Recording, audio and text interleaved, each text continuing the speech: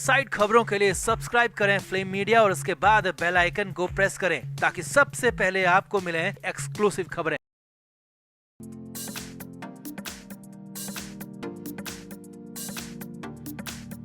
तो बीएमसी चुनाव से पहले उद्धव ठाकरे को बड़ा झटका लगा है। जी हां, उद्धव ठाकरे की पार्टी शिवसेना यूबीटी पूरी तरह खाली हो गई है। अभी कुछ दिनों पहले ही कई नेताओं ने उद्धव की पार्टी को छोड़कर शिंदे का हाथ थाम लिया था और अब बड़ी खबर चंद्रशेखर बावनकुले ने सुनाई है। चंद्रशेखर बावनकुले के मुताबिक उद्धव ठाकरे की पार्टी के 3 दर्जन से ज्यादा नेताओं ने बीजेपी को ज्वाइन कर लिया है और बीएमसी चुनाव से पहले ये उद्धव ठाकरे के लिए किसी बड़े झटके से कम नहीं है। तो चंद्रशेखर बावनकुले ने जो सारी डिटेल बताई है वो आपको भी दिखाते हैं। आप भी उद्धव ठाकरे की पार्टी पर और क्यों आखिर यूबीटी के नेता बीजेपी या फिर शिंदे की पार्टी ज्वाइन कर रहे हैं, इस पर अपनी राय कमेंट बॉक्स में जरूर दें और वीडियो को भी शेयर करें।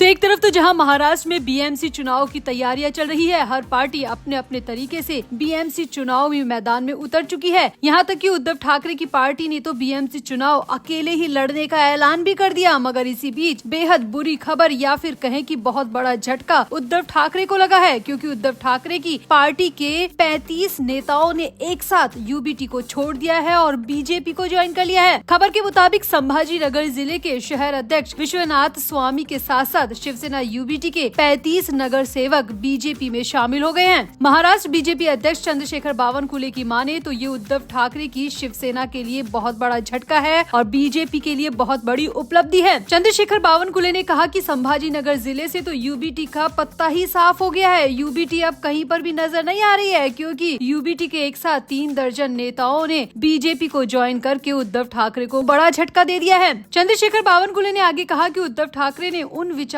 के साथ समझौता किया जो उद्धव ठाकरे के पास थे। हिंदू हृदय सम्राट बाला साहेब ठाकरे के जो विचार थे वो सभी शिवसेना के साथ चले गए। उद्धव ठाकरे ने अपने विचारों को छोड़ दिया और कांग्रेस और राष्ट्रवादियों के विचारों को स्वीकार कर लिया जो उनके खुद के नेताओं को पसंद नहीं आ रहा है। बावनकुले ने कहा कि उद्धव ठाकरे की पार्टी अब लगभग खाली हो चुकी है। उद्धव ठाकरे आखिर किस मुंह से अकेले चुनाव लड़ेंगे वो अब उन्हें खुद को तय करना है। बावनकुले ने यहाँ पर यह भी कहा कि उद्धव ठाकरे अगर अपने पिता के विचारों पर चलते तो आज उनकी इतनी गत बुरी नहीं होती, लेकिन उनके पिता के विचारों को तो एकनाथ शिंदे चला रहे हैं और उद्धव ठाकरे कांग्रेस की विचारधारा के साथ चल रहे हैं, जो कि उनकी खुद की पार्टी और उनके नेताओं को ये रास नहीं आ रहा। इसीलिए उनकी पार्टी के नेता उन्हें छोड़कर दूसरी पार्टियों का दामन थाम रहे हैं। बावनकुले ने यहाँ पर दावा किया कि जब उद्धव ठाकरे कांग्रेस के साथ चले गए तो उद्धव ठाकरे की लोकसभा चुनाव की जीत की रैलियों में पाकिस्तान के झंडे फहराए जा रहे थे। कार्यकर्ता पकड़े नहीं गए क्योंकि पाकिस्तान का झंडा उद्धव ठाकरे के AH संसद सदस्य ने जीता था। जब वो रैली में उनको उकसा रहा था तो उन्होंने कार्यकर्ता को हटा दिया। इसीलिए सभी कार्यकर्ता बीजेपी में आ रहे हैं सिवाय उनके। बावनकुले ने आगे ये भी कहा कि देवेंद्र फडणवीस महाराष्ट्र को देश का नंबर 1 राज्य बनाना चाहते हैं और इसके लिए जनता ने उन्हें आशीर्वाद भी दिया है। गढ़चिरौली जिला जो आदिवासी दुर्गम नक्सलवादी जिला है, वहाँ 5,500 करोड़ का पहला समझौता हुआ है जिसमें निवेश पर हस्ताक्षर हुए हैं और ये सब फडणवीस की वजह से ही हुआ है। फडणवीस की विकासवादी सोच की वजह से हुआ है और इसीलिए जनता का साथ भी उन्हें मिला है। यहाँ पर बावनकुले ने यह भी दावा किया कि विधानसभा चुनाव में तो उद्धव ठाकरे ने मुंह की खाई थी और बीएमसी चुनाव में भी अब उनका यही हाल होगा। वो अकेले चुनावी मैदान में उतरने की कह रहे हैं, लेकिन उन्हें देखना चाहिए कि उनके पीछे तो कोई पार्टी का बचा ही नहीं है। वो खुद अकेले ही अपनी पार्टी का झंडा लेकर घूम रहे हैं, क्योंकि उनकी पार्टी तो खाली हो चुकी है। आधे नेता एकनाथ शिंदे गुट में चले गए और आधे नेता बीजेपी में आ गए। अब उद्धव ठाकरे के पास इतने भी लोग नहीं बचे हैं कि वो बीएमसी चुनाव में सभी सीटों पर उतार सके। तो यहाँ पर बावनकुले ने उद्धव ठाकरे की इज्जत उतार कर रख दी और सरेआम सबको बता दिया कि उद्धव ठाकरे की पार्टी पूरी तरह खाली हो चुकी है, क्योंकि एक दो नहीं बल्कि एक मुश्त लोग उद्धव ठाकरे की पार्टी को बार बार छोड़ रहे हैं और हाल ही में संभाजी नगर जिले में 35 नेताओं ने उद्धव की पार्टी को छोड़कर बीजेपी का दामन थाम लिया है। तो आपका उद्धव ठाकरे की पार्टी पर क्या कहना है? क्या वाकई में पार्टी के नेता उद्धव ठाकरे से परेशान है? उद्धव ठाकरे ने क्या कांग्रेस का हाथ थाम कर बहुत बड़ी गलती की थी जिसका खामियाजा वो अब तक भुगत रहे हैं? आपका क्या कहना है? आप भी अपनी राय कमेंट बॉक्स में जरूर दें और ये भी बताएं कि ये बीएमसी चुनाव से पहले उद्धव के लिए कितना बड़ा झटका साबित होगा। कमेंट जरूर करें और वीडियो को भी शेयर करें।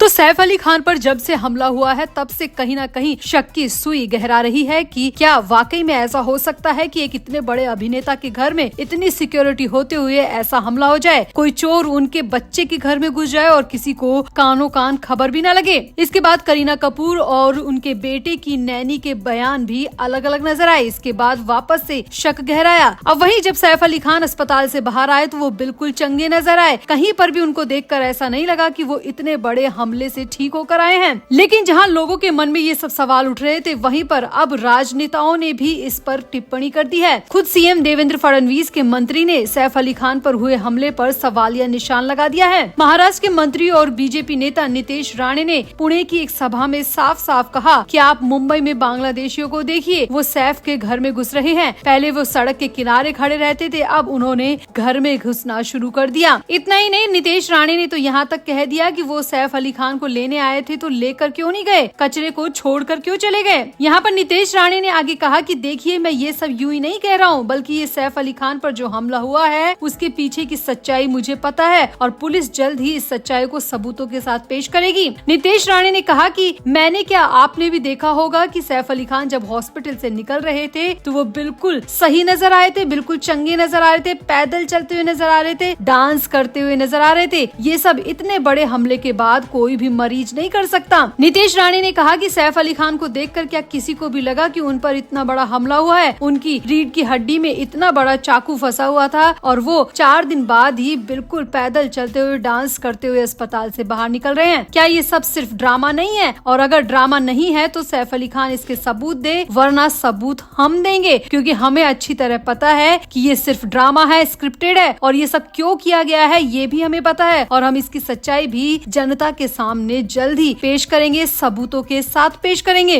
वहीं इसी हमले पर और सैफ अली खान केस को लेकर सीएम देवेंद्र फडणवीस से जब मीडिया ने सवाल किया तो सीएम फडणवीस भी इस सवाल को सुनकर काफी उखड़े हुए नजर आए और उन्होंने साफ साफ कह दिया कि हमारे लिए सैफ अली खान कोई स्पेशल पर्सन नहीं है, वो सिर्फ आम आदमी है और हम आम आदमी की तरह उनके केस की जांच करवा रहे हैं और जल्दी पुलिस सारी सच्चाई सामने लाकर रख देगी। दरअसल Devendra Fadnavis Davos world economic forum 2025 के एक कार्यक्रम में पहुंचे थे और वहीं पर उन्होंने सैफ अली खान पर हुए हमले पर अपनी प्रतिक्रिया दी और कहा कि मुंबई सबसे सुरक्षित शहर है और सैफ अली खान पर जो हमला हुआ है उसके पीछे की सच्चाई पुलिस जल्द ही सामने ला देगी। देवेंद्र फडणवीस ने आगे ये भी कहा कि ऐसा नहीं है कि मुंबई में घटनाएं नहीं होती, एक भी घटना होती है तो वो गंभीर होती है, चाहे वो आम आदमी के साथ हो या किसी के भी साथ, लेकिन इस तरह से दिखाना कि मुंबई असुरक्षित हो गई है ये पूरी तरह गलत है। देवेंद्र फडणवीस ने कहा कि जो हमले हुए हैं, जहाँ जहाँ जो केस सामने आते हैं, पुलिस उसे पूरी ईमानदारी से और निष्पक्षता से जांच करती है और उसी तरह सैफ अली खान केस की भी जांच की जा रही है और मुझे उम्मीद है कि जल्दी सच्चाई सामने आ जाएगी कि आखिर सैफ अली खान के घर में वो हमलावर, वो चोर कैसे घुस गया, कैसे किसी को भी भनक नहीं लगी, कोई भी सीसीटीवी फुटेज आखिर सैफ अली खान के घर से क्यों नहीं आया। सिर्फ एक सीडीओ के फुटेज के आधार पर पुलिस ने जांच की है और पूरी जांच में जो सामने आया है वो काफी हैरानी भरा है। देवेंद्र फडणवीस ने यहाँ पर कहा कि जल्दी सच्चाई सामने आ जाएगी कि सैफ अली खान पर जो हमला हुआ था उसके पीछे की पूरी सच्चाई क्या है। तो क्या वाकई में सैफ अली खान पर जो हमला हुआ वो स्क्रिप्टेड था? क्या हमला सच में हुआ ही नहीं, सिर्फ ड्रामा और एक्टिंग की जा रही है? क्योंकि अगर मंत्री और मुख्यमंत्री ऐसी बातें कर रहे हैं तो यानी कि इसके पीछे कहीं ना कहीं झोल तो जरूर है और वो जल्द ही सामने आए, इसकी उम्मीद की जा रही है। तो आपका सैफ अली खान केस पर लेकर क्या कहना है? आप भी अपनी राय कमेंट बॉक्स में जरूर दें और वीडियो को भी शेयर करें।